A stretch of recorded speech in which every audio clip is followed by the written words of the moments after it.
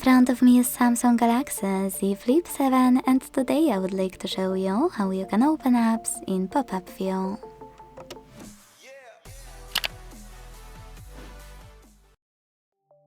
Begin by selecting an app you wish to use in this view and launching it in the background.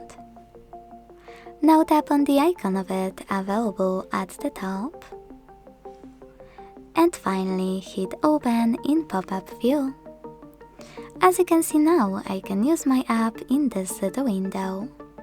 To move it around, hold this line at the top and drag it. To scale it, hold one of its corners and drag it as well. You can even reshape it. Here's something I discovered while testing this Samsung before. You can actually click on the same line you used to move your window, this one at the top, and check out all of those options. By clicking on this one of a line on the left, you can minimize your window. Then access it by tapping on the bubble. You can do exactly the same by tapping on Home button. If you want to, you can also hold your bubble and drag it to Close section to close your window right away.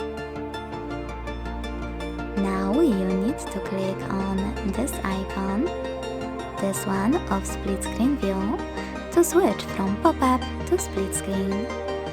Click on this icon, tap on the second app, and enjoy using both at the same time.